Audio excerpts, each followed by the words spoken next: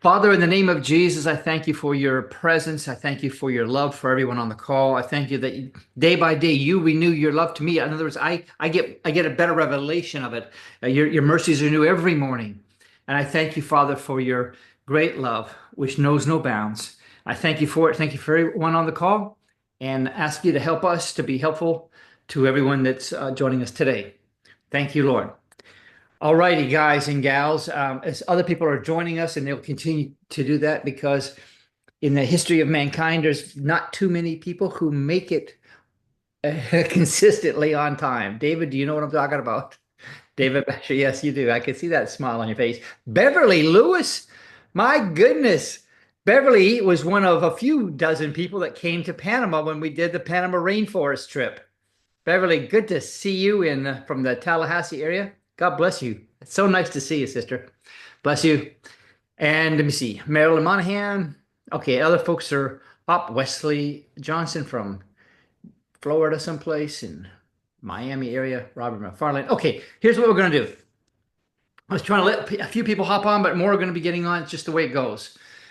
We did the larger audience was last week, but some people couldn't make it last week, so they're here this week. But the greatest registration was for last week. But I decided we're going to cover similar ground, but we're going to do it in a different way. Hey, Dennis, on camera, there he is. That's your place of business. That's a lot of stuff back there. I got to get my books there. I'm thinking I don't. I'm looking at your warehouse. I'm thinking, what am I doing with mine? Good for you guys. Good for you guys. Okay, so listen, I'm going to start off with Adam. I'm going to ask Adam a question to kind of get him kicked off a little bit because I met Adam through a friend of mine named Eric Beck. And when I met Adam, he wanted to be of assistance to me and help me and give me some input. And he did some wonderful things for me, and I really appreciated that. And it's been a mutually rewarding relationship, I trust. But one of the things I was learning from him that I really didn't know or have any background to appreciate was the value that he brings to the marketplace. And what caught my attention is I read his book, Conversational Marketing. And Adam, I didn't mention this, but if people want that book, we can send it to them when it's over, right? We'll just send everybody a link to that book and they can download it, Conversational Marketing. I ate that book up. I read it from cover to cover like that. It's a great book and one I'd highly recommend for anybody who's thinking, how do I get a handle on this topic of social media marketing? Now, I've looked at my subscriptions and different things, and my activity, always looks at a 30-day period, but it's up, triple digits every 28 days. It seems to be every time I look at it, it's going up, which is good. And I've really just gotten started. So I've been happy about that, but I wanted to ask you, Adam, this question, because this is on people's mind. It's got to be. What is like if you want to get sales, people buy advertising all the time. I've spent thousands of dollars, of course, on Facebook, now Meta. I've spent it on Google, YouTube, and done all that. And you look for what's my ROAS, my return on ad spend, or my ROI, as we also like to call it. And you look for that. And what I learned was in advertising, they tell you you might as well plan on losing several $1,000s at first because there's a lot of learning that has to take place. And there's a false expectation that if I just throw something out, I'm going to get a response. And by the way, it will happen if you're selling, I don't know, gold coins for a nickel. You'll get a big response. But generally speaking, it takes a little bit more than that. And so he's educated me a lot on the value of the social media and building that up and how that amplifies and impacts the effect of traditional advertising. And I don't sell advertising, but I just know that it works together. A friend of mine does events, and he'll have 10, 20,000 people register for his events online. And the way that he was doing it was he used the social media and just was getting the recognition out so that when he placed his ads, he would have a very high registration rate and so forth. So I endorse that a lot. But Adam, I'm going to you. Adam? Well, thank you, Michael. It's good to see you. I got one more thing to say, Adam. Sorry, there's a bit of a disconnect here. The one thing that kind of caught my attention about you, Adam, was you told me that you'd gotten like 120 million eyeballs. That's 240 million eyes, but 120 million eyeballs to your clients' social media pages in about 14 months, 15 months, whatever it was. And I thought, that's impressive. And so I want you to talk to us and me, but us about why the social media thing, how it works, and what people should be thinking about if they're considering it. All right. Thank you very much. Thanks everybody for taking time on your Thursday to be with us. First off, um, Michael, can you hear me okay? I don't want you to be disconnected anymore. Yep, I hear you. Okay, good. Well, I think it is 2025, and I'll take the long route to answer your question. And people are natively ad averse. Nobody in our culture wants to be advertised to. They do not want to see what you do. They do not care about what you do. They do not want to see your sponsored ad, your paid ad. They don't want it. If you have Netflix or some sort of subscription service, they offer a version that has ads that you can pay for. It's less than the other version. People by the droves spend $3 more or $4 more a month, so they don't have to see the ads. So we have to understand where we at in our society. This is not 10 years ago. Paid advertisement works, as to your point, but it is now the least effective that it's ever been. And so therefore the dollars we spend towards it need to be very, very highly looked at and considered. And our approach should be considered. And so that's why when I meet a business that wants to get sales, everybody, if you're in business, that your objective is to grow your business, to get more volume, to get more customers, to get more clients, sell more product, whatever the case may be. We obviously know that's the ultimate goal. Um, but when I work with clients, I always ask them first, what is your goal? And we need to be practical and we need to be realistic with that goal. And we need to be able to measure that over time. But before we spend a ton of money on ad spend alone, we need to have a foundation set. And that is the foundation of organic, authentic content that is being produced by your brand consistently. Content that is not trying to sell and to get people to come into your ecosystem, but it's content that you seek to just engage and interact with your audience and provide value. And that word provide value kind of seems like a buzzword. If you follow anybody that talks about social media, you'll hear that. And the reason is the platforms were not created for advertisers. They were created for humans to interact with each other. It is social media. It is not billboard media. It is not advertised media.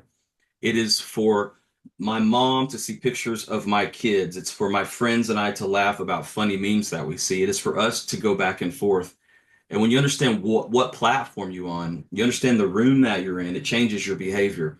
And a lot of people get frustrated because they just want to grow their business. So they feel like if they just always offering their products, always offering their services, telling everybody about what they do, instead of asking very simple social questions like, hey, how are you? Who are you? And that's where businesses miss out because it was created for people first, and then they allowed advertisers to be on it. And that's when they begin to build it for revenue. And that's how they make a lot of their money. So we have to understand the room we are. So with my clients that I've worked with, I've always set the foundation of organic content that is authentic because I think today our society craves authenticity. It's an age-old saying. It's still true. People do business with people that they know and that they like. And that's in a small setting, but that also is in a growth setting. And so if you're struggling to reach your current circle, if your current area of influence is not growing at the rate that you think, you need to change your strategy. You need to start looking at what you're saying and start saying different things to connect with people, to provide value. So before anybody runs an ad ever again, you have to have the organic content because when people do see your ad, which is based on what they're interested in. I mean, if you sell, for instance, I'll give you a quick example. I just bought a new vehicle and I'm in Ohio and the weather in March and April is absolutely unpredictable. And right now it's raining at my window as I do this. And yesterday it was beautiful and 70 and sunny. Now it's 50 degrees. So I was looking up floor mats because I don't want my car to get all trashed. And guess what I've been seeing all over my social media? all the companies that sell floor mats. And so what I did, a couple of them got me. They got me just because I was interested. I clicked on their social media account. I didn't click on the ad. I clicked on their pages to see if they had an organic, already established following. Because if they're just a burner account that's just running ads to try to get my business, it lowers their credibility, and I'm not going to give them my money. But if I see that they already have a following and that they've been posting, they already have comments and people that have had success and enjoyed the floor mats and they fit perfectly and it's better than they thought and all these kind of things, then I'm more eager to probably purchase that product because now I know that they're credible. So all of the eyeballs that I got, as you would say, the 240, I like that number better, eyes, individual eyes, that I got was through organic content with zero ad spend, $0. And the purpose of that is to get the trust of the audience that every time you go to my page or my client's page, I'm not trying to sell you. I'm just trying to be a real human who wants to provide value and interact with you. That's all I'm trying to do. And if I can connect to you, if I can build a relationship with you where you feel like there is no pressure for you to respond in any other kind of way, then you're more apt to connect with me. It's human nature. We do business with people we like. Everybody purchases. Nobody wants to be sold to ever. I mean, I don't even like, I bought a car. I hated going to the car lot. I forgot how painful that process was because I know I needed the thing, but I didn't want to deal with the whole process. So we're slamming people in the head, trying to get them to buy our thing, and they're hating the process. So we need to look at what type of content that we're posting, what's our goals, and then begin to develop a strategy on how, once we develop that authenticity and that trust, and we are letting people know who we are as humans rather than just what we do, then we can run a more successful ad campaign. And that way, the dollars that we spend towards whatever ad budget that we have will be better spent, and that ROI will be what the accountants and all the other executives want to see. Well, Does that answer the can I question? jump in on that, Adam? Yeah. To comment something. I noticed my wife, she might see an ad about something. Hmm. And it used to be you'd see an ad and maybe you click on the landing page and maybe you'd do whatever they want. But I was surprised to find out that that's not her process. She might have seen the ad, but she's going to go and search on social media first. She wants to validate that these people are what they Yep. say they are, what they're real, what the comments are, all that kind of stuff. And she does all the social media searching before she's going to, make a buying decision, unless of course she knows it's Home Depot or something like that. Sure. But generally speaking, she does this extra research. She's a real researcher when it comes to this kind of stuff. And Hmm. it's something I hadn't thought about, but I've seen that the market has shifted. When you talked about, hey, people don't want to be sold to, and paid advertising doesn't work like it used to. It's also true, like direct mail doesn't work like it used to. A lot of telemarketing doesn't work like it used to. People once they catch on to what this is, forget it. But what does work and what has always worked and what Jesus practiced in Matthew 4, you can read about it in Mark 1. He was actually giving away content. He was out there. You read Matthew 4, I can't remember the verse 25, 6, 7, something like that. But he went and he was teaching and he was preaching and he was healing. In other words, he was giving away value. He was making himself known to people so that they could, you know, basically taste and see that the Lord is good. And what I see about the social media is, hey, I'm going to be known for that so that when there is something that you need that I have, you're going to say, I remember that company. I remember that product line. I remember that person. And I'm going to go back to them. And that's a shift that I wasn't expecting, but I can see clearly that it's happened. Absolutely. And it's going to continue to happen at a greater level. Advertisers are scrambling to figure out how they can connect to the audience in a way that's, I don't want to say passive aggressive, but you can't go straight at people like you used to. Direct mail, does it still have a place? Yeah, it has a place. Some people will respond to it if they're in a desperate need for your product and that's all they see. But it is not effective as it used to be. And if we want to grow, we have to not fight the times. We have to learn how to adjust our strategy to fit the times and to align with what's being effective and what's effective in the marketplace, no matter what our personal opinion is. I mean, a lot of people say, well, I hate social media. Well, that's your deal. You know, you need to look in the mirror and look deep into your soul and figure out why you hate a social media platform. That's strange. But your customers and your potential clients are on there. And if you love your business and you love that what you do and you think that you have something to offer, then you need to change your strategy and change your attitude and figure out a way where you can use this great opportunity that we have to connect to people outside of our circle. Um, there's never been a day like this. We can literally talk to anybody in the world on our phone at any moment.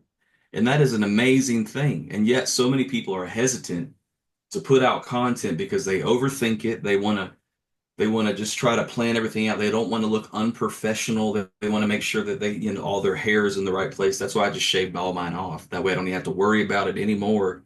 Uh, and they try to get all their ducks in a row before they just start trying.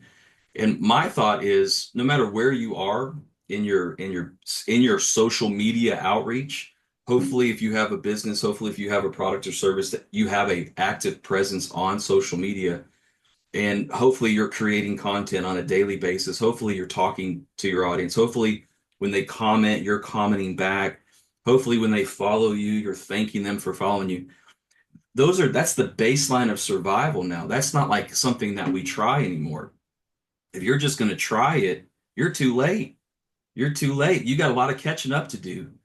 Let But it's let me it's the interject with a baseline. question. Let me interject a question. You talk about social media. There's all these different platforms. I would imagine the way you communicate inside Instagram might be different than the way you would communicate on X or on Facebook or Meta, whatever. Yeah. And then I also want to know is where does video fit in compared to, let's say, a meme or a picture or whatever?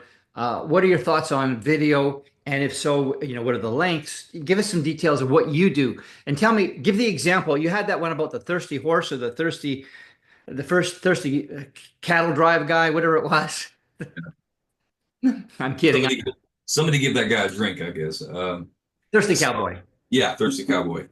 All right, so let me answer the first part of your question real quick. Then I'll get to the second. Every platform has different parameters. Facebook has different parameters than Instagram. Even though they are one entity now, Meta owns both of them, they're still, people respond in different ways. Um, TikTok has different parameters than YouTube Shorts, so you have to understand, or LinkedIn, you have to understand the room you're in. But understanding the room you're in and knowing how to engage those audiences is something that you learn, and that's something that you can practice. My number one goal in any time I'm creating content, and I've been literally creating content for other people on a daily basis for over 10 years, is I don't overthink it.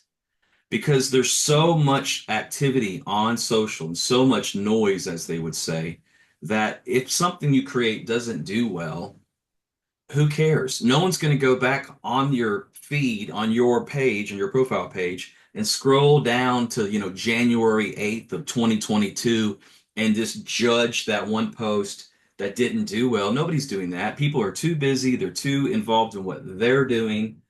And that's one of the greatest revelations of my life is I thought everybody was being critical of me and talking negative of me. And then I realized nobody's even talking about me at all. No one even, when they wake up in the morning, all they're thinking about is coffee. I need coffee in my life, not what's Adam up to today. Let me go judge his social media. They're not thinking like that.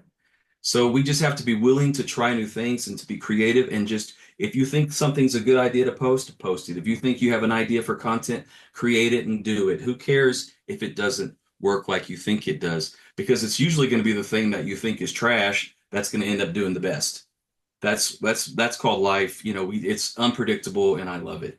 Well, But that's what Anita said. If you look at the comment there, Anita said, "Take a look at Pie Heaven Bakery Cafe. We got over ourselves, and we slapped raw stuff on Instagram and Facebook. yeah, It actually works. Zero ad spend. yeah. Some No, time. Carry on." all right. So you mentioned something about video. Um, and then I'll get to the thirsty horse that you were talking about a minute ago. So video dominates social right now, and if you've been on any sort of platform at all in the last day, you know that most of the things that you have seen have been video posts. Video posts get priority in the algorithm. If you create a reel, a REEL, and you make it real good, that has a real chance at doing very well in the algorithm because people are responding to video. And that's why creating all types of video content is an amazing idea. And Michael, you and I have talked about this a lot. YouTube is like the home base for long form video content on the internet. It's the number two it's the number two highest search engine. Google owns them, obviously, but people go to Google and they go to YouTube to search for things like how do I do this? It's a learning platform. It is a entertainment platform now. People are coming home from and rather than watching standard television or Netflix, they're turning on YouTube and watching YouTube videos before they go to bed. So YouTube, everyone that is interested in getting a hold of people and communicating value to people should be on YouTube in long form content. And then you should take that content and disseminate it amongst the social media platforms in the terms of short form content. And you can take one video and clip it up and then just blaster it out to all these different platforms. And so video content rules. And when you release or post something, don't judge it right away either. Because what I've noticed in the last 6 months, especially, video that I posted as reels 5 to 6 months ago are now starting to get more engagement than they did initially. So the algorithm doesn't forget your content, it remembers it. And if it suddenly sees a spike and it floats it down the river of attention and people start looking at it and commenting on it, all of a sudden it will open up that video to a greater audience. That's why it's so important to create content that's answering questions that people are asking, that's solving problems that people have, not selling your thing. Because we have to become a trusted resource. We have to become somebody that is, when they see us, they know that they're going to get help and they're going to get education, entertainment. They're going to relax. They're not going to have to feel stressed out. So video content crucial. And I call it the 90-10 rule. I would do 90% video content and then 10% static post, whether that be carousel post on Instagram or just static graphic design posts or pictures, real pictures of real people doing things. I would do that more than I would do, Canva templates and stuff like that. They're all great and they look professional, but they're ineffective. So a lot of people are looking professional, but they're ineffective. It's like dressing up for a nice dinner and then just going to sit in your living room or something. You look good, but you didn't go anywhere. So that's the video thing. And to the thirsty horse cowboy situation, they were one of my clients that I got around 2 years ago. And when I started working with them, they had about 48,000 followers, which is a pretty large number for most people. 48,000 is not a small number. And they are, just to give you a little background of what they are, a picture, they are a country western line dance club in Northeast Ohio in a town of about 30,000 people. They have a big stage and they invite local bands, local country bands, regional bands, not like Nashville bands, to come and perform probably once to twice to 3 times a month. Not like every night, it's just here and there. In the last 2 years, their content's been seen over 100 million people. In the last 90 days, their content that I've been posting has been seen by over 3.5 million individual unique accounts. And the content that I post on their behalf is lighthearted, funny, engaging content, whether it's funny reels, it's funny memes, it's things that get people's attention and makes them want to interact with it. And that interaction means they liked it, commented on it, or shared it with their friends. And if you can create some stuff that's lighthearted and funny, because nobody wants to be around a super serious, always professional, never joking kind of individual. Nobody. And if they are around you, they want to get away from you. They just cannot wait till you stop talking so they can run away. We don't want to be those kind of people. We want to be people that everybody wants to hang out with. And so Thirsty Cowboy social media page became a page that everybody wants to hang out with. And so the view count started just skyrocketing. I've had several posts hit over 10 million people, one post from a very small audience. And so what did that do for them? Well, that gave them mass exposure across the entire country. Their follower count has doubled in 2 years, so they're now almost at 90,000. Their interactions have continued to skyrocket. All of the concerts that they promote now are being sold out. All the business has grown. And so people are like, well, I'm just going to try this social media thing. And if in 3 months it doesn't work, if I don't see more sales, then I'm going to quit. Well, if that's your attitude, you're already setting yourself up for failure because the idea is not to sell your thing, even though I know you really, really want to. I mean, your kids want you to, everybody wants you to. The idea is to connect with the audience. And then when you do that, that is the best chance that you'll ever have to do the thing that you so desperately want, and that's sell your product or services. So, Michael, there you go. Yeah, yeah. And when when you're putting up the videos and you do that, you put them on Facebook. And by the way, guys, if you got questions, start putting them in the chat and maybe raise your hand or whatever, because I'm going to open this up. This isn't just the Adam show, but when I was talking to Adam before the call, he mentioned the Thirsty Cowboy in the last 90 days, over like 3.8 million views, which is more than the population of Los Angeles, and he had 56,000 interactions. That meant that there was 56,000 that either liked it or shared it or did whatever. 156. Excuse me. Yeah, What's 100,000 among friends? Yeah. 156,000. That's right. Why, that's the population of Kansas City, for goodness sake. So that's a lot. Now, obviously that's not what happened to everybody, but I'm just saying that you're raising your profile. You want to be findable. Mm-hmm. And you want to be memorable, so that, and that's what this is. To me, this works with it's this and advertising. I'm building my profile and being more findable because there is a ratio. There's a ratio in marketing that is fairly well known. If you go on and you watch an hour television show, you're going to find that it's approximately 47 minutes of programming and about 13 minutes of advertising. Now, the networks would rather have it 47 minutes of advertising and 13 minutes of programming. It's a lot less expensive for them. They could sell a lot more advertising, but nobody would watch. And so what they found is there's a ratio. There's a ratio of basically it's give, and then ask. Mm-hmm. And the idea with the social media, as I understand it, is I want to give something. And by the way, I know you guys probably don't know this, most of you, because you haven't heard me talk about this, but trees are the best business model on the planet. God talks about a lot of things about that. I'm not going to teach you right now, but I will tell you, as a fact, trees have 3 forms of marketing.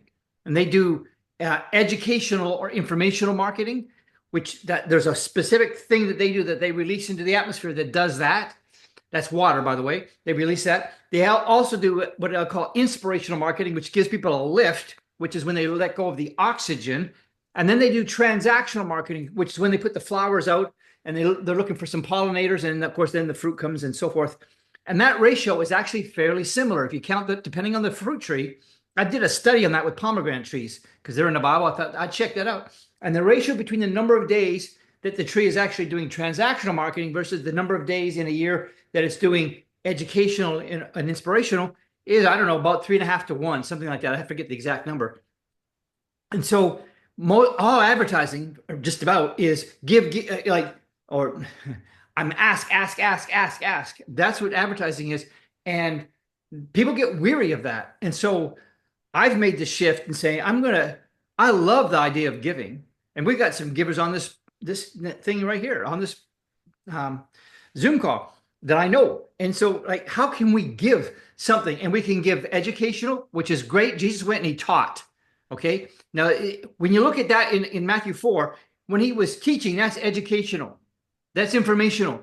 And then it says, and he preached. And that word preach is the Greek word charigma, which means it's more proclamation. It's more declaration. It's more, let's go. It's more like that. And it's a whole different feel. than what you get with preaching. It's a different kind of thing, and it's very inspirational. Like it's got that element to it. And then, of course, there's the transactional part when Jesus was actually going, he was healing people and doing something in a very physical exchange with them and all that. So I'm looking at that and saying, how can I do this? And right around that time, you come in to me and we're talking about it. I'm thinking, wow, I've been wanting to do that. I've been wanting to model the model that works because if you take 100 trees and put them in like 100 little baby trees, little saplings, and plant them in an orchard someplace and come back in 5 years, all 100 of them will have grown up and be producing fruit, being fruitful, multiplying the franchise. But if you take 100 entrepreneurs and put them in Chicago, LA, New York, wherever you want to put them, they're just startups. And you come back in 5 years, only 4 of them will still be in business with at least one employee and making a profit. So what's the difference? One of the key differences is marketing. It always has to be done. You cannot not do it. But marketing, I used to think of it only as in ask, ask, ask. Come up with the right offer, the right pitch, the right whatever it is. And there is a definite place for marketing. We understand that. But if you want to build something strong and with longevity, then I'm going to say I'm going to do what this is because I'm looking at this and saying every time I do a social media thing, every time I do a YouTube video, I just did one yesterday. It was, if I might say so, I thought it was pretty darn good. And because it was really gripping to me, an understanding that God gave me. And I thought, this is powerful. And I just shared it freely with anybody I wanted to. But you know what? That's going to be there 10 years from now. If I run an ad, it's only going to be there until the day I stop authorizing them to charge my credit card. And then it's gone. It's like, who's that? Who can remember an ad from a week ago? Okay. But the social media thing sticks forever. So what, Adam, we got a lot of people on this call. We got two types of people. We got some people that have businesses, they have staff, they have all that kind of stuff. We have other people, the majority, I would suspect, that are solopreneurs or they want to be an entrepreneur. And I'm going to look to see what questions you guys have, if you have any. Let's help the small guy first. What should they do? Because like they're thinking, how can a person who's just trying to get going, like what should they be doing? Where should they focus? And let me see if I got any other questions in that as I go. I need So about if you, this. He's underutilized YouTube. She yeah, says about how to get that moving along to be seen. So carry on. yeah, yeah, I'll talk about that in a second. So if you have less than, we'll start if you have less than 1,000 followers on your accounts. I want to talk about the metrics real quick, Michael, because I think this will help people. Okay. It used to matter how many likes and followers you had. That used to be almost like a vanity metric. People, in fact, so much so people paid. You can pay companies to give robotic bots followers. So you go to a page and they have 100,000 followers, but if you open up their content was like viewed by like 8 people. That's because their mom and their sister might have looked at it. That's about it. So followers and likes and comments aren't the metric that we really need to be looking at. It's the view counts. Are people seeing our content? And this has changed recently. This in the last couple of years, views are what matter. And so if you just because you have a small account doesn't mean you cannot get a lot of views. My father's an author. I use him as an example a lot. He's written a book. He was trying to figure out a way to market it. And so I told him, hey, Dad, instead of just trying to sell your book, I want you to take a different approach. I want you to start a TikTok and a YouTube channel and an Instagram account. And I want you to start telling stories. He's been in ministry for over 40 years. I said, you've had funny stuff happen. You've had some sad stuff happen. There's been some crazy stuff happen. Just start sharing your life experience with people. Let them get to know who you are. And he started doing that. And he pastors a small country church up in Jefferson, Ohio, a congregation of 100 people. He's in his retirement phase. They're doing amazing. But he started posting content on those platforms. And would you know, his view count started going crazy because people could relate to authenticity and real. And then because they felt connected to him, he's had people drive from other states to visit him at his church and to hear him and to meet him and to shake his hand. And the result has been he's sold more of his books. And so if you're small, I would focus on being as authentic and real in your content as you possibly can be. Don't even talk about your stuff Don't try to sell anybody. You need to get to meet people. So it's almost like if you just start a business, you got to work your community. You want to make sure you're in the parades. You want to make sure you join the Chamber of Commerce. You want to make sure that you're the guy that's willing to help and do whatever you can so people will learn your name. And if you're a service-based business, I was thinking about this earlier today. If you're a service-based business in a small town, and you're trying to get more traction to it, or if you sell a physical product in a small town, then every community has Facebook groups, the talk of whatever city you are in. I live in the city of Wadsworth, and there's a group called Wadsworth Neighbors, and everybody talks about everything that goes on in this city in that group, from complaining to just, you name it, it's on there. But a lot of people will go to that group looking for suggestions. Hey, does anybody know a plumber? Does anybody know an HVAC guy or a roof guy? And even if you aren't that guy, be the one that helps them find that person. Get in there and help. Help, help, help. If they need a plumber, I mean, just communicate to that customer that you can help, because that's going to show that you're a real authentic person. So there's a lot of groundwork you have to do if you're small. I would also encourage you to look at other people that are on social media that do the same thing that you do or similar, and their target audience is the same or similar to yours, and go and follow their accounts. And then when they post content, you interact with that content. You become their biggest cheerleader. So many notifications that your name is burnt inside their brain when every time they open their phone, they see that you have commented, liked that content. And even when other people comment on their stuff, comment on their comments. Be their cheerleader. Agree with them. Support their comment, because what's going to happen is every time you do that, every one of those people are going to get a notification. And there's a good chance that if Michael Pink started going around and commenting, let's say on all of John Maxwell's content or Tony Robbins, those same type of people will love his content as well. So they're going to get a notification that Michael Pink just said, hey, that was a great, encouraging comment or whatever. And they're going to go to Michael Pink's page and they're going to follow Michael Pink because they just got introduced to Michael Pink. And so that's one way to kind of get more interaction. And one more little tip if you're under that. I mean, this is good for no matter where you are on the following count, because that's really not the metric. You want to make sure that your content's getting viewed. But another thing that I would do is, if you do get a new follower, if somebody has taken the time out of their busy world to hit follow, you can go in, so you can slide into their DMs, if you will, and send them a short video and thank them for following you. And don't you can I mean you can message it, but can you imagine if I followed somebody and I got a video in my private messages saying, "Hey, Adam, nice to see you. Thank you so much for following me. I can't wait to learn more about you and get to know you." I would remember that the entire day. I would be telling people that happened because nobody else is doing that stuff. So if you want to get the results that you've never gotten before, just like anything else, you're going to have to do the stuff that you've never done before. Okay, well, that's great. But let me just say something, a little clarification. I agree with what you said. But as I said a few minutes ago, there's two types of people in the group, really. There's those that are at the beginning stage who have more time than they have money, and they have more time than they don't have the base of people. They don't have a lot of subscribers or followers or whatever. And then there's others that are more established business. I used to say to my wife, I'd see Bill O'Reilly on TV on Fox when he used to be on there. And he'd say, "Yeah, I just wrote a new book and it's already a bestseller." Well, guess what? If you're on primetime television every night promoting your book, it's going to be a bestseller. It's not necessarily he is a good author. Maybe he is, but it's a little bit misleading. And so Yep.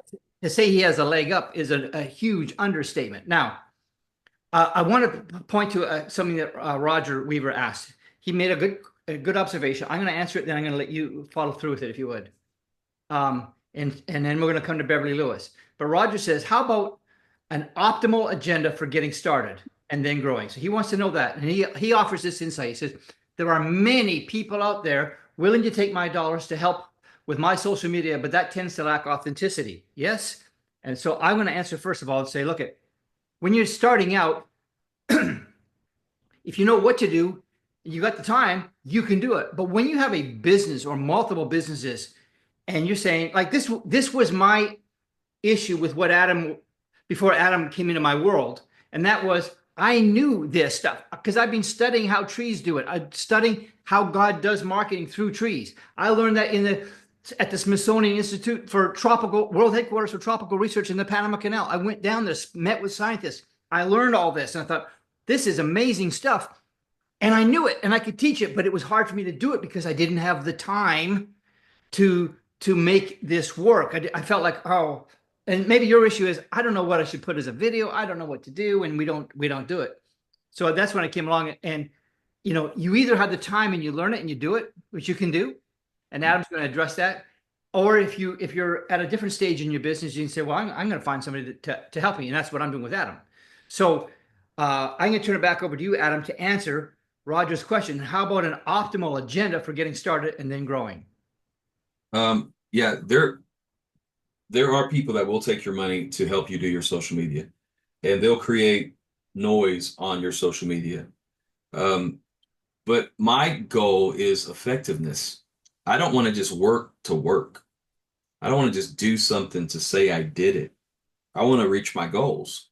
And so that's what separates um, I don't even call myself a marketing person. I like to think of myself as a communications person. I'm a communicator and I want to communicate value on behalf of people to their target audience. And sometimes that takes learning. You have to figure out what it is the client's individual goals are. What do you call success? Because everybody has different metrics of what they call success. So all of us should know in our head what personal success for us looks like and what business success for us looks like, and then kind of reverse engine backwards to try to live up to that. Um, yeah, you to your point, Michael, if you have the time to do it, there's nobody better than you at creating content for you because it will be the most authentic content that you can create. Um, it's just like nobody else can raise your child better than you. That's your responsibility. I mean, you started the business, you decided to launch out in this journey. This is your deal, and nobody can come in and understand it more than you. No one is going to ever care about it more than you. So you have the best chance. But what I tell clients when they hire me to help them, I tell them, listen, I can't promise you a certain number of results. And if a marketing company has ever told any of you they can promise you a certain X amount of return on your investment, they're just lying to you to get your money. You can't promise results, just like I can't predict the weather. I can kind of gauge what month we're in, and probably it's going to be this temperature-ish, but nobody can predict the weather. What did Jesus say about the wind? It kind of does what it wants to do. But what I can promise is that I will get to know who you are, get to know your goals, get to know what your passion is, and we will work hand in hand to achieve your goals. We will work hard next to you. And just like they did in the Old Testament, they held Moses' arms up when he got too tired. So that's the only guarantee we have is that we can all put our heads together and work toward a collective goal. But we have to know what those are first before we set out to achieve them. Thank you. Good answer. Now, listen, Beverly Lewis and Ryan Smurber both have good questions. Ken Neal made a comment. He said he agrees he doesn't have the time or energy being 75, but he's interested in getting on social media. But Beverly says, I have never opened a TikTok account. Is this an important place to show up? And Beverly, I'm going to let him answer, but I'm going to say something. I've never did a TikTok thing either. But Adam suggested I do that. And I was surprised when he started putting my stuff on TikTok because I didn't do it. I contracted with him to put my stuff on there.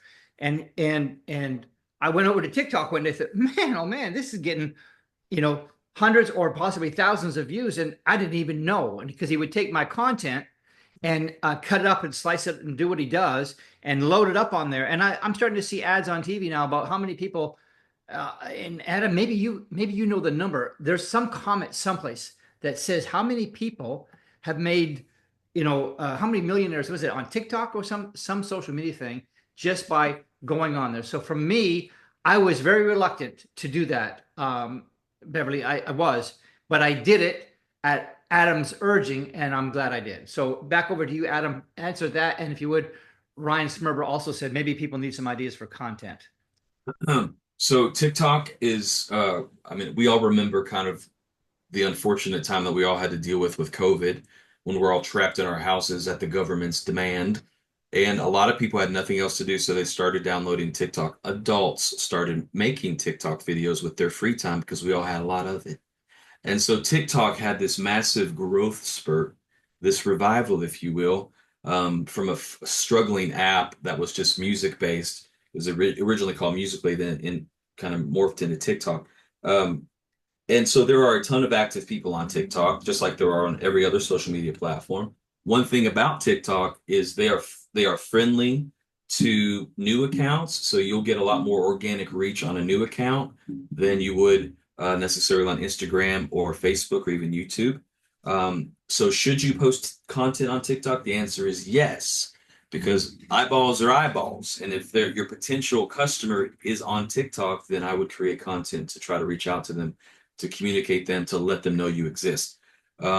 Again, it's work. It takes time, energy, and effort. But is it worth it? It could be. Absolutely. And you just never know. My dad, his biggest growth account. In fact, I've got clients.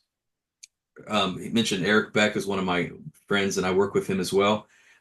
His the level of effectiveness on social. Number one is YouTube. His YouTube channel does the best. Number two is TikTok. He gets tens of thousands of views on his TikTok videos. And that's some place that I guarantee he would have never gone because he didn't think that that was a right fit for his business model. But it is a right fit if you're trying to reach people where they are. And sometimes we have to do things that we're not comfortable with because we need to reach people that are outside of our circle. And that's okay because that just causes us to growth and to grow. And I think it's worth it. So yes, I would do that. Now, Ryan Smurber says, "Hey, look, I need some." He wants some ideas for content. Well, I'm going to throw it out to you this way. First of all, I would monitor or I would mimic what I see God doing. Part of it, what the trees do, how that works. Part of it is educational or informational because you provide value, but people can learn something like that was really interesting. Now, I happen to be interested in educational stuff. I was up really early the other morning and I saw a video on a shortcut way to figure out the square root of anything. And I watched it based on some Babylonian tablets that they found from 1500 BC. And I learned a shortcut for figuring out, hey, what's the square root of 147? Oh, well, there was a simple way to do that. And I told my wife about it, and she's like, you watched that? But I found it interesting. Okay. And so I'm interested in a lot of different things. But there's educational, there's inspirational, uplifting, and by the way, when you get into either one of those, especially Ryan, the inspirational side of it, which trees also do, that involves story and having this is important. Have as much as you can, have a story worth telling and a story worth listening to. And if you can tell a story like Adam's father, like the story that I remember that he told happened to be when he was a child taking a leak over someplace in the woods and his brother got out a BB gun and hit him. Don't know where it actually hit him, but I know it hit him. And apparently it was a funny story. And that went, I don't know if it went viral, but it got a lot of views. And so there's that kind of content. But maybe, Adam, you can feed into it a little bit as well. Like when they're saying, what kind of content? Because I know your answer to me always is, and if I say, well, should I do this? You say yes. Well, should I do that? You say yes, like whatever. But go ahead and speak directly to that because I think a lot of people have that question. Yeah, I think I mentioned it earlier. I'm not an overthinker. Because I have created so much content that it's not worth overthinking. So if you think it's a good idea, try it. If you feel like if you know that you're passionate about a certain topic, talk about that because that's going to seem off. If you're an expert in a certain area, don't be a weirdo about it, but be like approachable and talk about that. So just whatever ideas you come up with, see what happens. Like throw it out there because you never know what's going to resonate with people, and it's usually the thing that we don't think will work. I mean, videos with tens of millions of views are like a video of a cat dancing in front of a fan or something. Like, who thought that was a good idea? The cat just was taken advantage of and used as a decoy.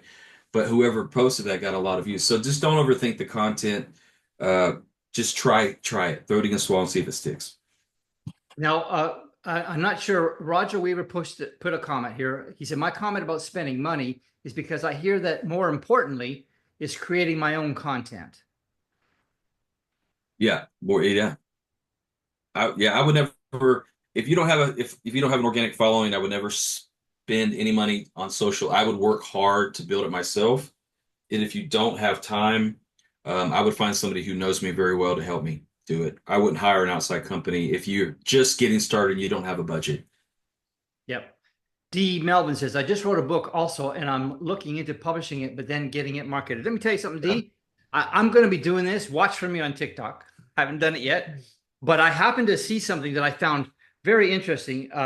My son, who's done multiple multi-million dollar businesses and sold them and done really well, was telling me about a friend of his who has sold a ton of books in the millions, and I believe it was. And so I said, well, how did he do that? Because he didn't spend any money on advertising. And he did it on social media. And how he did it, I'll tell you the name, but I don't remember it honestly. But I got him to tell me. And I went to the guy's TikTok page. And what he did, Ryan, you want to talk about content? Here's an example. He took a book. This is my book, Rainforest Strategy. Okay. So he's almost never, this is his thing. He does not want to be recognized for whatever reason. He doesn't want people on the street to say, aren't you the guy that he didn't want that? So he's never on the camera in his face, but he'll hold up, you'll see the book. And then what you see in the camera is, and I don't have my glasses on, so I'm just looking at this, and he'll pull out something and he'll have his fingers running along like this, and he'll be reading out loud a paragraph, something of what he considers to be inspirational and motivational, whatever. And he's just done that with his book, his single book, just post it.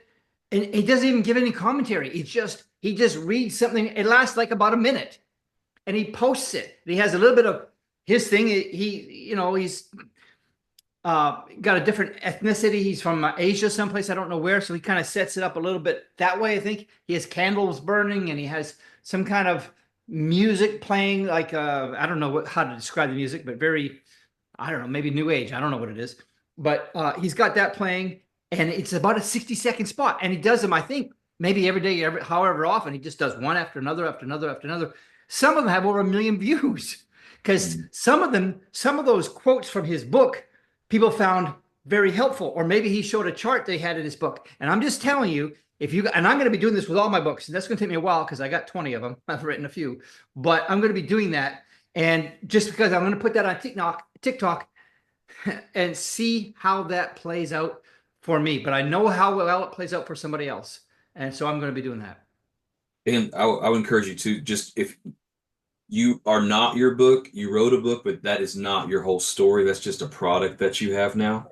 So the important thing for all of us, no matter what we do or sell, is that we always have to be building our personal brand. Because let's say, for instance, if the business that you're in does not no longer work, or you go out of business, God forbid, if you have a personal brand and a crowd, you can pivot very easily and be more successful at your launch of your next idea or project.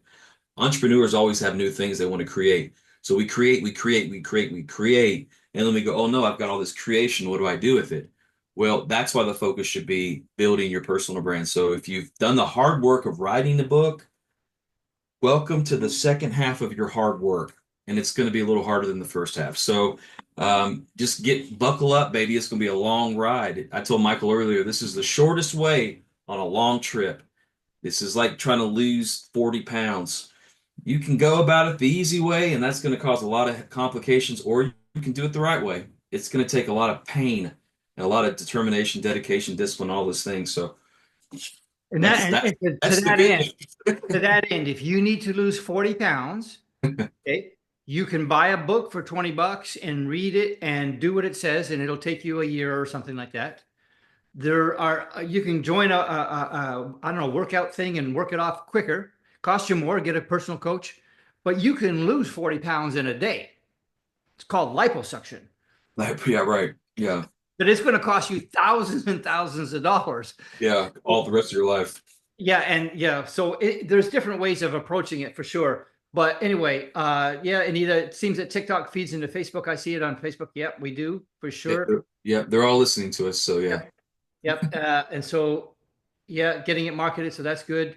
Ken Neal says I think I need some help getting started. I work on church bells and tower clocks in New York, New Jersey, and PA.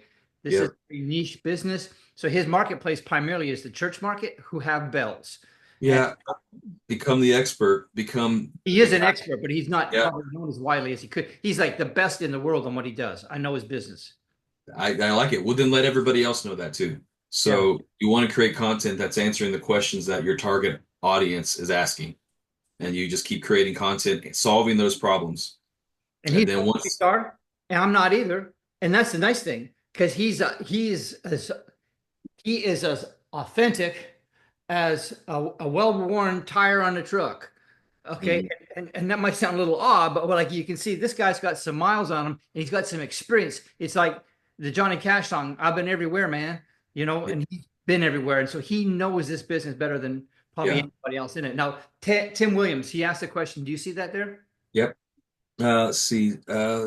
Since platforms use different video sizes, you recommend creating one video in vertical format and then use that across platforms, or do you create one size for YouTube and then adapt it to TikTok? If you can create specific videos for the separate social media platforms, it's the best approach. But if your time constraints don't allow you to do that, what I have people do is record one YouTube style video, so landscape style, and then we convert that and refit that for the reels and the TikToks and things of that nature. And that's what we do with Michael's podcast and the videos that he puts on YouTube. They're all long form, and then we chop them up and kind of push those smaller size videos down onto those other platforms in the hopes that people will go back up to the long form platform and absorb all that wisdom and connect with him on a deeper level. So if you have time to do individual posting for individual platforms, that is fantastic. If you don't, there you can record one video and then you can put it in an AI platform and chop it up and just have a ton of real content. And a friend of mine is does this, and he went to a marketing agency, and he spent tens of thousands, probably 100 grand a year, more than that, in his promotions. But they said before we spend any money on paid advertising in the traditional sense, inviting people to your thing, they wanted him to create content that he could put out there for free. And the reason was so that when his ads started to run, people would already have, wait a minute, isn't that guy that said that really amazing thing about such and such? And they'd be like 1 minute videos. He just have some really pithy things. His thing, it wasn't funny. It was very heart rendering, really. It just kind of got you. But it was really good stuff. And he'd stick those out and he'd promote those without any call to action at all, but he was kind of seeding the market with the social media in the social media sphere, and it's done very, very well for him. So again, I want to say that Anita says something about video, your work in process. Yeah. Linda Jones, Dr. Jones, she says, one of the things I felt the Lord told me recently was launch out into the deep after I had been struggling over the last few years. He also told me to keep it simple. Part of that is revisiting my YouTube channel. How would you advise that I start? I'm a course creator with tons of content. Um, Create videos that answer what your target audience is asking. And I mean, the questions that you've received over your life and over through your work. And so create videos that are simply answering those questions because there's a good chance that if somebody in your world at one point asked it, there are probably other people asking the same exact question. So I would just create content around that. And then I would push it out on all the social platforms as well. So the long form content and then clip it up to push on Facebook, Instagram, TikTok, and other short form platforms to push it back to the long form. But that's one good way to do it because the idea is not just to say whatever we want to say, it's to say what our audience is actually asking. Like Jesus, when he went to heal somebody, he asked him, "What do you want me to do for you?" Now you think Jesus knew their situation, the man with the withered hand. He saw the withered hand, but he wanted to answer the man's question. I need you to heal me. Okay, I got you. So we need to answer people's questions. Good deal. Beryl says, so must it be original content or can we share something that I liked, like the square root example? Both. Okay. Yep, both. Ryan Smurber says, if someone is a realtor, should they create a separate page from their personal page? Yep. Yes. You need everybody. If you are a professional or a professional service or business, you need to make sure you have a public or a Facebook page, which is like a business page, and create content from there. You can share it on your personal page, but the content creation needs to go through a professional account, Good deal. especially if you're a recruiter. Roger Weaver says, pray and fast. That equals you draw closer to God and you lose weight too. And when you read that passage in where Paul is talking, he says that some people read it that I buffet my body daily, but it's not buffet. It's I buffet. You got to understand. Right. Yeah. But Well, anyway, God told Peter to kill and eat. He didn't say kill and eat all of it. there you go. Yeah. Anita says, is there a video editor tool for newbies that you can suggest? There are a lot on the market. I use one called Vizard, Vizard.ai. It's very inexpensive. It's like $12 a month, but there are a lot on the market. So even if you just Google AI video editing software, you'll get a ton of options, and then just use whatever one you like. I mean, it's like, which a chat GPT or Gronk or which whatever is the best. It's just whatever one that you can use the most effectively is the best for you. Okay. And we're getting we're getting to the very end of the call, but I'm going to do a couple things here. First of all, I'm going to, when it's over, I'll put this video someplace and I'll send you guys a link for the replay if you want to catch that, along with the link to download your book, Conversational Marketing, which is free. It shouldn't be, but he's doing the thing that he talks about, which is I'm wanting to sow into people. So I'm very delighted that you're doing that. Dr. Linda Jones says, I heard that it's better to start a new YouTube channel. I already have one that is about 5 years old. Is there any truth to that? If you already have an audience, I would just start talking to that audience to re-engage with them. Um, and again, you can do the same thing on YouTube that I was talking about on like social media. Find people that are doing the kind of the same niche that you're doing and interact with their videos to try to get some people over to your channel to kind of get the algorithm juices flowing again. Because if this account has gone stale, then it's kind of being shunned. So you have to come back into the room and be like, guess who's back? I'm back again, and just start talking to people. But it's a lot of work at first to get the engines rolling. But once you get that momentum back and you have content being created constantly, the algorithms will open up. And then make sure you're in your headlines, make sure you're whatever you're talking about in the video, make sure that is in your title of the YouTube video so they know where to put it. All the hashtags and stuff that they used to tell you to put at the bottom of things, and that the social media algorithms don't really even look at hashtags. In fact, when you try to add a hashtag to a YouTube video, they'll let you do it, but it says there's a disclaimer that these are no longer prioritized. So if they're telling you, hey, quit doing that, then quit doing that. Because Because YouTube, what they do now, YouTube actually does a transcript of the thing first, so yeah, they know what you're really talking about. You may say this is about such and such, but they look at what you actually said, and then they prioritize that in front of people that are looking for that kind of thing. Now, Anita says, so to get views on YouTube, how? And Anita, he's going to answer that, but I'll tell you, another friend of mine decided some years ago that he was just going to, I'm just going to create a good quality, sort of a long form video. This was his strategy, one a week for a year. I'm not going to look at results. I'm not going to look at anything else. I'm just going to deliver something once a week for the next year. Last I heard from him, he's now over 1 million subscribers. He's been doing it for a few more years, a couple more years probably, and it's monetized, making more money a month than a lot of people make in a year. It's pretty impressive. So, but how would you answer her question? How to get more views on YouTube? um, I to your point, Michael, I wouldn't focus on that. I would focus on what I'm creating. I would focus on the quality of the content. I would make sure I'm answering the questions that people are actually asking, not what I'm trying to push. Because a lot of times we create things out of desperation because we need people to interact with us instead of trying to help other people. And that's that give approach. In the order, the platforms weren't created for you to sell something. They were created for you to provide something. So we're providers, not just trying to get people to consume us. And so just create content that's quality, answering questions, and then 6 months from now, look and see if you've got more views, and I guarantee you will. Yeah, in fact, you told me about Mr. Beast, what he said about And I remember that quote, but you shared it last time. What was that? Yeah, Mr. Beast is Jimmy Donaldson, the number one YouTuber in the world. I think he's got 370 million subscribers. Somebody asked him about how to create a successful YouTube channel, and he asked them, "Well, how many videos have you posted?" And they said 14. And he kind of smirked and laughed at him a little bit. He said, "I wouldn't even look at your view count or your interaction at all until you've posted at least 100 videos." So that means focus on the quality of content and consistency and do the work. And that's what it's going to take.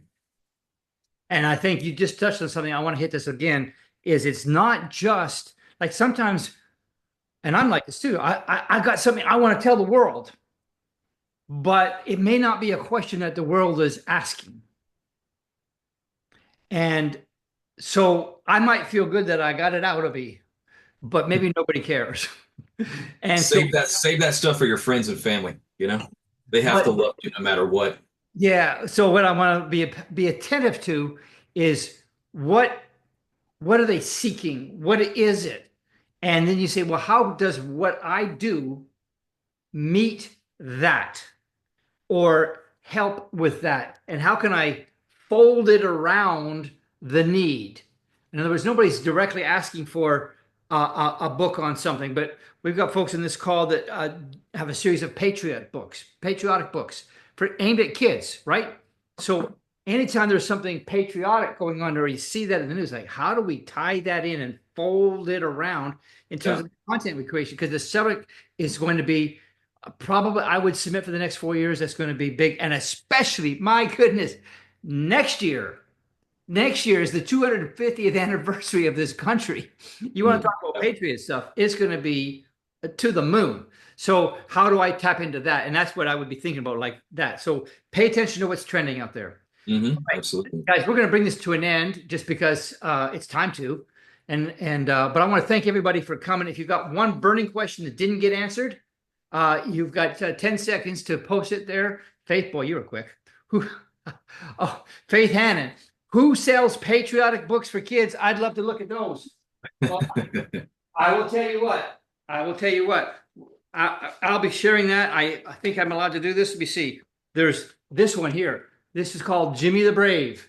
Life, Liberty, and Wisdom Teeth. That's good. There's another one. America 101, School by Professor Toto. I don't know if I'm on camera or not. And then here's Jimmy the Brave, The Star Spangled American, What Patriotism Looks Like by M.R. Herring. And then The Midnight Ride of Sybil Revere, What Patriots Look Like. There's some great stuff in there. And these are aimed at, a certain, you can kind of see how that looks. These are going to be coming out very soon. I happen to know the author and I know the publisher, and they're incredibly good people. And we'll be talking about that more. So I don't know the answer to get them. Where did that thing go from Faith? Oh, yeah, Faith. I'm telling you, I'll be talking to these folks because they sent me the books because I said they need to be out there. And I'm telling you, next year and leading up to that, it is going to be a hot, hot topic. So, Mhm. anyways, I'll find out how to get them to you. I don't have them for sale, but I'll find out how to get them to you, and you'll get them. Okay, you find out where you'll figure that they'll figure it out. Somebody will figure it out for you, Faith. Um, okay, my goodness. Oh, there you go.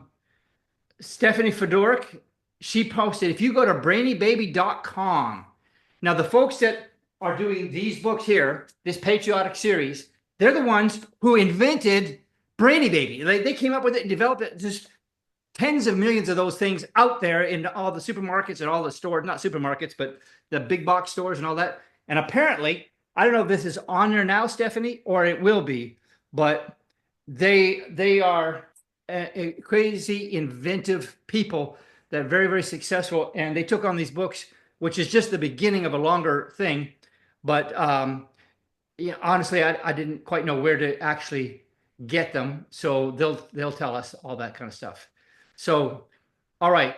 Last thing, Robert McFarland, my video recording passion is the music of the church. My business is professional document scanning. Um, okay. Robert McFarland says, hey, my passion is music of the church. He's in his early 70s. He is classical music. He's got a beautiful heart. I love the guy. Robert is a wonderful brother. got some miracles in his past, amazing, but his business is professional document scanning. Any advice? So it's not exactly a fun thing, but it's document scanning. What advice would you have for him? Uh, I mean, it's a need in the industry, so you could create, just be the guy that answers the questions around it. I'm sure there are people that want to know the kind of like the FAQs of how that actually works and what's all like what's going on with that. So yeah, if your passion is music, I mean, you can talk about that. You want to be a real human, which is great, but also don't be afraid to talk about what it is you do, even if it's not very exciting, but it's one of the things that people need. So you could be the guy that they can rely on to fulfill that need. And so talk about it in a way that's, not boring.